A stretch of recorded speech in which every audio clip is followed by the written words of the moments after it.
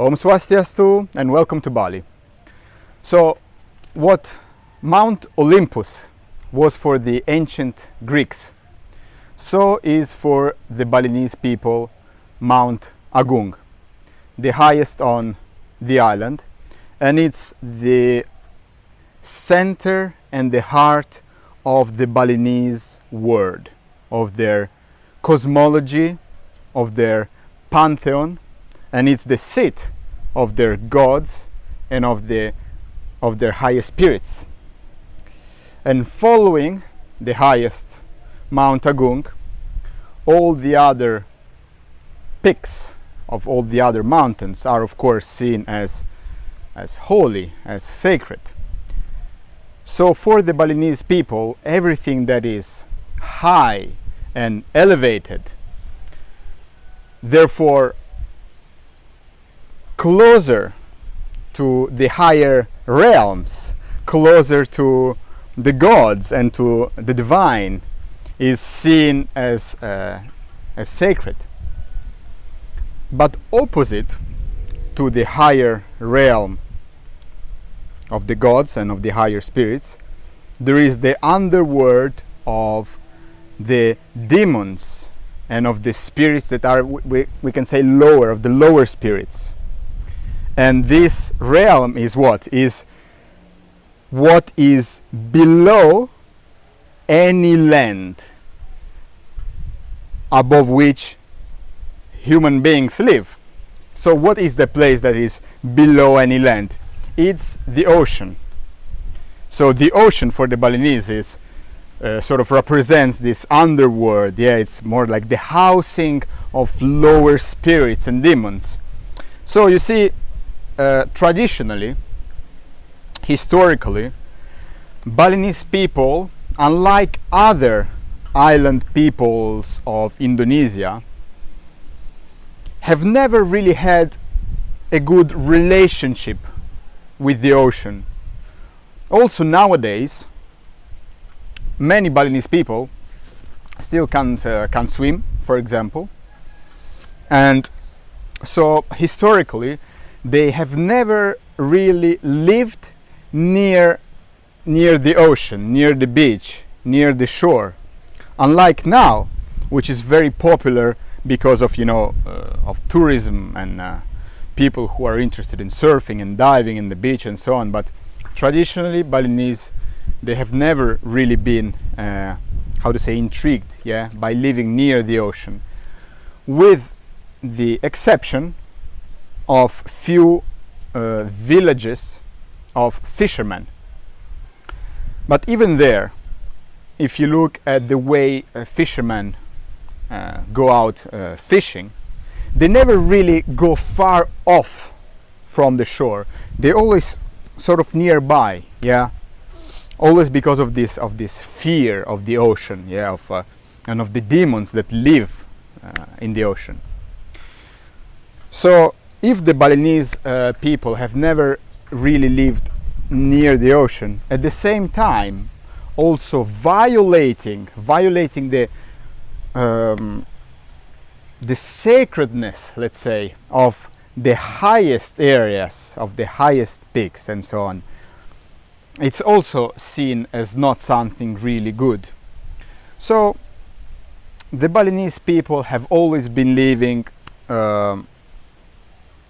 in the middle, in between the higher realms and the lower realms, between the underworld and the realm of the gods, between heaven and earth, between the gods and the demons. So there is this very interesting balance, this very interesting harmony. And it is literally a world view, So this view of the world and this view of the place of the human being in the world, in the universe, it's something that we can also see in the symbology of the traditional Balinese dress. As you can see, with this little tail touching, this is the microphone, yeah, with this little tail touching the ground, and this basically antenna connecting, yeah, to the gods, yeah, connecting to the divine, up to the heaven and earth, connecting to heaven, connecting to earth, and the human being in between the two, living in harmony between the two.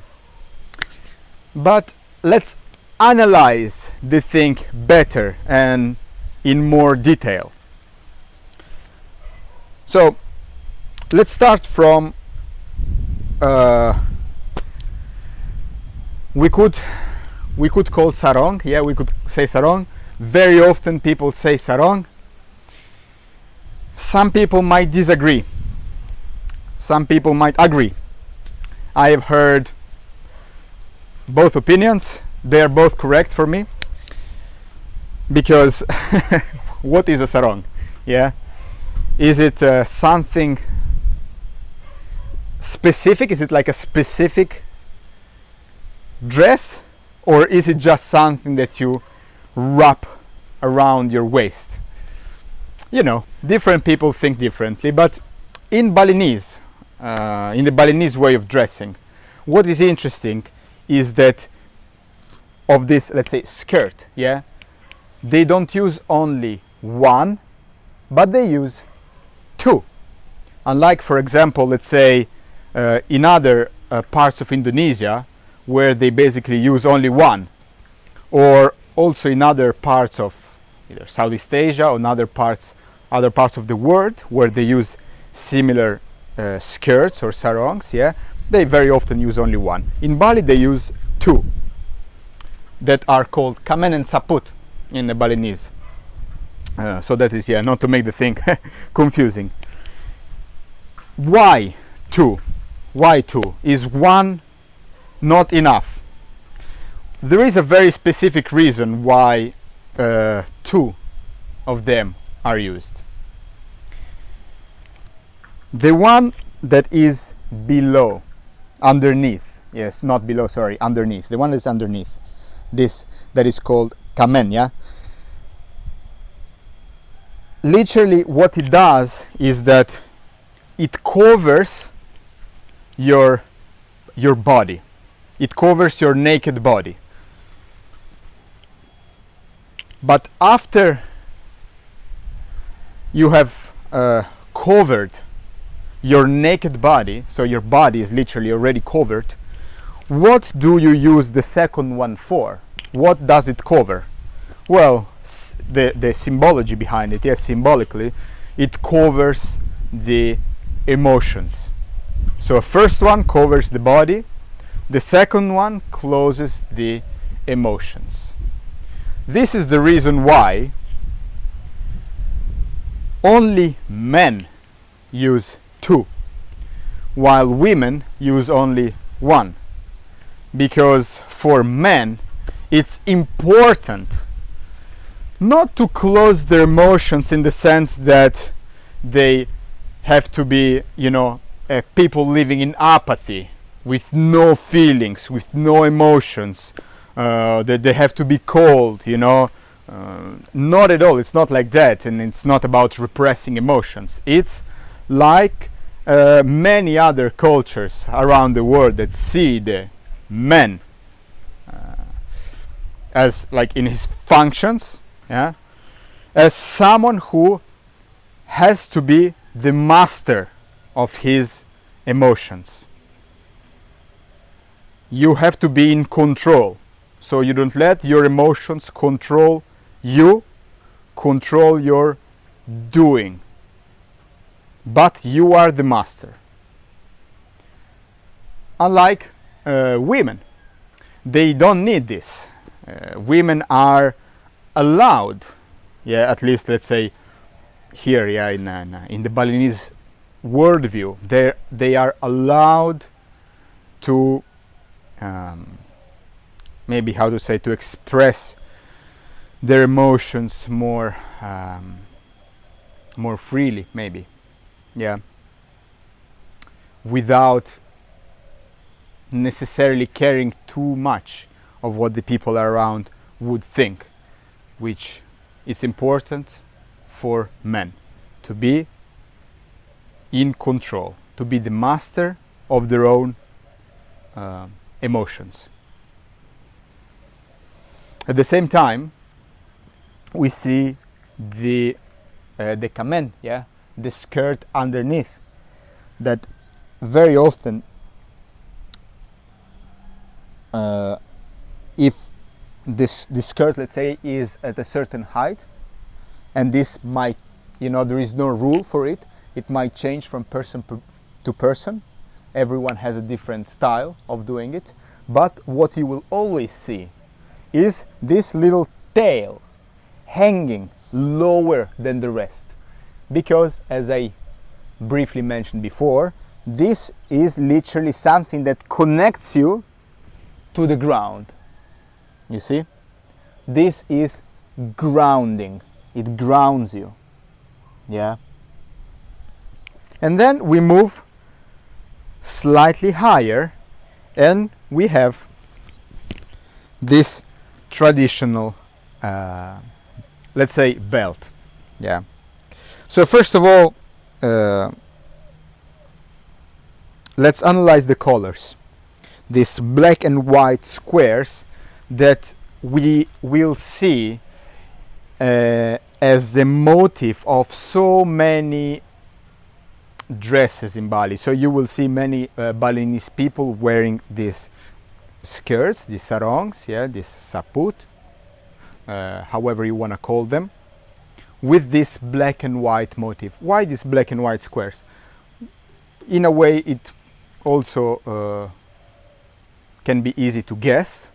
Yeah, it's literally the balance, yeah, between the light and the dark.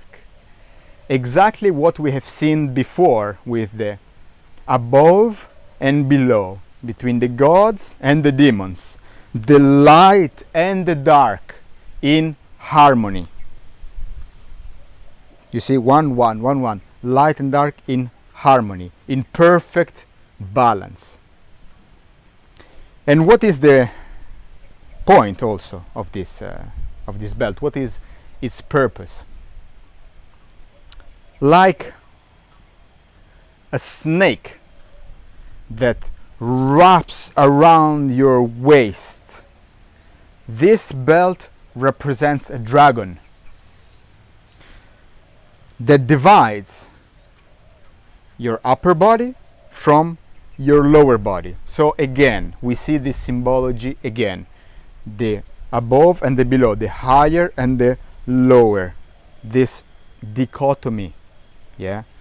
So this dragon that divides the two realms and balances them. Also, it prevents the lower emotions, let's say like this, yeah, the lower emotions, that emotions that are, let's use the word vibration, yeah, the lower vibrations, that because they are lower, they are heavier, so they fall down, they are more down. It prevents these lower vibrations, these lower emotions to rise, to go into the higher part of the body.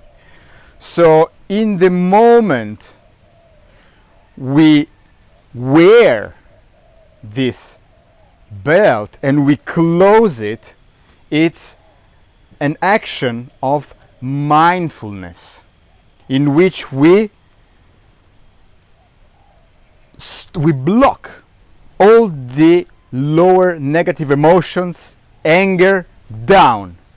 So since the traditional dress is especially used in religious occasions, such as going to the temple for a ceremony, when we close this belt, we keep these emotions, negative emotions, down. So as we enter a holy place, a temple, we are mindful and we don't let negative emotions take control of our mind. anger, jealousy, everything that belongs to that, let's say, field, yeah, that range of emotions, it stays down, it stays grounded, it goes down, it goes off, it goes away, and it doesn't rise up to the higher part of the body. So again, this is connected, yeah, to this balance, yeah, of light and dark, as we have seen before. And then again, also one more detail that I would like to add is that this sarong, yeah, this kamen and saput, in case of the men, they are closed from the right side to the left. You see, from the right, like this. In the case of women, if you go around and you see Balinese people in their traditional outfit, you will see that the women, they close from the other side, yeah, from left to right. Men from right to left, because this is the masculine side, and the other one, of course, is the feminine side. One thing that I think it's important also to say is that this tail of the kamen, yeah, it can be in, it can be out, like this.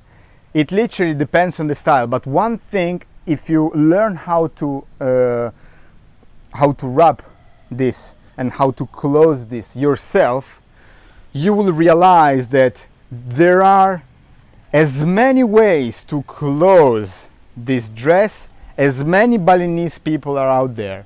Each one has a different style, each one has a different way to do it. Something very beautiful that the Balinese people are very they really like, you know, their fashion, you know, the Balinese people. So you can, you know, you can maybe make fun of the way they dress in a Western clothes, but don't touch them when they are in their traditional outfit, in their traditional dress, because they're really, you know, they really like their fashion. And so we will see very often also these motifs of, you know, of how this tail is folded, yeah, and it goes all the way down. And then everything is closed from the right for the men and from the left for the women. We have seen the belt, and then as we move up higher, we will finally get to this can we say hat, or no, maybe like this top or head cloth, whatever you want to call this. In the Balinese, this is called udang, yeah, and it's exactly opposite, as we have briefly already seen before, to the tail down, to the tail below. And exactly like the belt, this hat is closed. You have to close it yourself, yeah, it's closed, and in the moment you close it and you make a knot, it's an act of mindfulness. So you take all your awareness, you take all your focus, and you close it here, yeah, so you close it here. So when you enter into a holy space, into a temple, you are centered, you are focused. Don't let your mind run around. This is, as you can see, all connected, yeah, in the symbology, yeah, to everything else. And we have this part, yeah, that points upward, as you can see, and this is literally like an antenna that connects you, yeah, to above. So you have the tail down that grounds you, and the antenna up here that connects you above. So heaven and earth, and the human being in between the two, in perfect harmony, focused, master of his emotions. So this is one way that we can see the symbology of the traditional Balinese dress. Some other people, some other might have different explanations for the symbology, but it doesn't matter. They are both, each one of the explanations has something beautiful to it. So I think this is wonderful to know the meaning of what this means. If you come to Bali, when you go visiting many of the temples that are more touristy, you will always get a Balinese dress for rent. They will always give you one to enter the holy space. But I would say just buy one of good quality. You will support some local Balinese people who make them. They are beautiful, so buy them, use them, and always keep one in your motorbike. So when you go around Bali, if you see a temple that you like or a holy area that you like, you have one Balinese dress in your motorbike. You can dress up and go visit a holy place. So I hope you enjoyed this explanation and enjoy Bali.